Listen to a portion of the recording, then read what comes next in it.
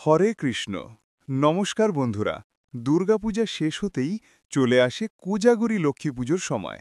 এই বছরের কোজাগরী লক্ষ্মী পুজোর পূর্ণাঙ্গ সময়সূচি, পুজোর শুভ মুহূর্ত, কোজাগরী লক্ষ্মী পুজোর গুরুত্ব, পূজার দিনের পালনীয় বিশেষ নিয়ম, উপোসের নিয়ম, সহজ ঘরোয়াভাবে পুরোহিত ছাড়া বাড়িতে লক্ষ্মী পুজো করার জন্য যা যা প্রয়োজন এবং কোজাগরী লক্ষ্মী পুজোর ব্রত কথা সবকিছু আজকের ভিডিওতে আমি তোমাদের সঙ্গে শেয়ার করব। চলুন ভিডিওটি শুরু করা যাক। ত্রিলোকের সকল সুখ সমৃদ্ধি বৈভব এবং ধন সম্পদের দেবী হলেন মা লক্ষ্মী। যা কিছু শুভ তা লক্ষ্মীর সঙ্গে জড়িত। পারিবারিক সুখ, সৌভাগ্য এবং সমৃদ্ধি বাড়ানোর জন্য বাড়িতে আয়োজন করা হয় কোজাগরী লক্ষ্মী পুজোর। কোজাগরী অর্থাৎ কে জেগে আছো। প্রচলিত বিশ্বাস অনুযায়ী কোজাগরী পূর্ণিমার রাতে বৈকুণ্ঠ থেকে মা লক্ষ্মী মর্তলোকে আসেন এবং প্রতিটি ঘরে উকি দিয়ে দেখেন কে জেগে আছে। যে ভক্ত রাত জেগে মা লক্ষ্মীর পুজো করেন তিনি মা লক্ষ্মীর অপার ঐশ্বর্যের আশীর্বাদ পান। মা লক্ষ্মীকে তুষ্ট করলে তার দয়া এবং সৌভাগ্যের বর্ষণ হয়। এই পূর্ণিমার তিথি সবচেয়ে শুভ এবং মঙ্গলময়। আশ্বিন মাসের পূর্ণিমার তিথিকে কোজাগরী পূর্ণিমা বলা হয়, যা শারদ পূর্ণিমা নামেও পরিচিত। বাংলা পঞ্জিকা অনুযায়ী এই বছর অর্থাৎ ইংরেজি 2025 এবং বাংলা 1432 সালের কোজাগরী লক্ষ্মী পুজো পড়েছে 6 অক্টোবর, বাংলায় 19 আশ্বিন, সোমবার। পূর্ণিমা তিথি শুরু হবে 6 অক্টোবর দুপুর 11টা 24 মিনিটে এবং চলবে পরের দিন অর্থাৎ 7 অক্টোবর সকাল 9টা 33 মিনিট পর্যন্ত। এই বছরের কোজাগরী লক্ষ্মী পুজোর শুভ মুহূর্ত হবে 6 অক্টোবর সন্ধে 6টা 18 মিনিট থেকে রাত 6টা 54 মিনিট পর্যন্ত। বন্ধুরা, এই সময় আমি ভারতীয় সময় অনুযায়ী বলছি। যারা বাংলাদেশ থেকে দেখছেন তাদের সময় ভারতীয় সময় থেকে 30 মিনিট এগিয়ে, তাই বাংলাদেশের স্থানীয় সময় অনুযায়ী এই সময় পুজো করা যাবে। এবার বন্ধুরা দেখা যাক কোজাগরী লক্ষ্মী পুজোর দিন আমাদের কি কি নিয়ম মেনে চলা উচিত। প্রথমেই এই দিনে বাড়িতে যেন কোনো রকম ঝগড়া বা অশান্তি না হয় সেদিকে বিশেষ খেয়াল রাখতে হবে। কাউকে কটু কথা বলা থেকে বিরত থাকতে হবে। লক্ষ্মী পুজোর আগে বাড়ির প্রধান দরজায় মা লক্ষ্মীর পদচিহ্ন সহ আলপনা তৈরি করতে হবে। পূজার স্থানকে ভালোভাবে পরিষ্কার ও সজ্জিত করে সেখানে আলপনা আঁকা অত্যন্ত গুরুত্বপূর্ণ। লক্ষ্মী পুজোর দিন রান্না করা ভাত বা খাবার অন্য কোনো বাড়িতে দেওয়া যাবে না। এই দিনে ঘণ্টা, কাসর বা ঘণ্টা ইত্যাদি বাজানো যাবে না। শুধুমাত্র শাঁখ বাজানো যাবে। লক্ষ্মী পুজোর জন্য স্টিল বা লোহার বাসন ব্যবহার করা উচিত নয়, বরং রূপো, পিতল, কাঁসা বা তামার বাসন ব্যবহার করা যেতে পারে। এগুলো না থাকলে মাটির বাসনও ব্যবহার করা যেতে পারে। মা লক্ষ্মীকে যে আসনের ওপর বসানো হবে তা যেন সাদা, কালো বা নীল রঙের না হয়। লাল, হলুদ, কমলা বা গোলাপি রঙের আসন সবচেয়ে ভালো। মা লক্ষ্মীর পূজায় সাদা ফুল ব্যবহার না করাই ভালো, তবে শিউলি ফুল নিবেদন করা যায়। অন্যান্য ফুল যেমন লাল, হলুদ, গোলাপি ব্যবহার করা যেতে পারে। লক্ষ্মী পূজায় তুলসীপত্র কোনোভাবে নিবেদন করা যাবে না।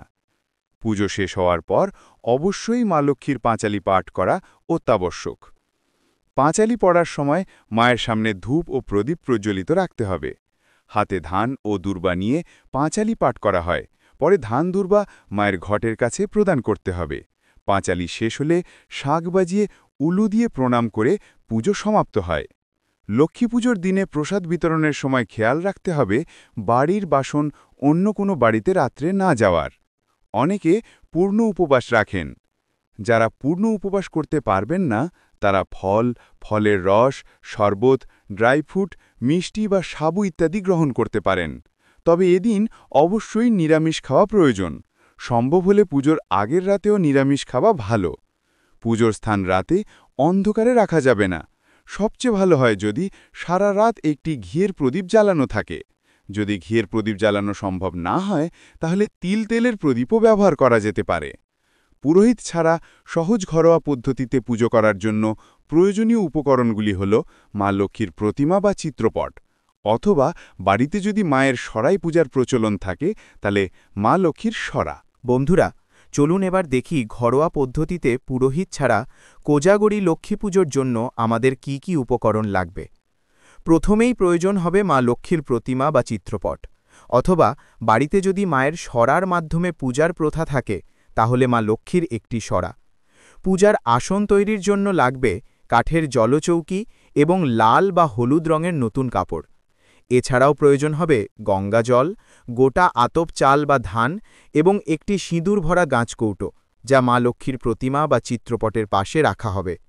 ধানের ছড়া বা ধান ভরা ঝাঁপি এবং যদি সম্ভব হয় দক্ষিণাবর্ত শঙ্খ বা জলশঙ্খ রাখতে পারো, তবে এই শঙ্খ না থাকলেও কোনো অসুবিধে নেই।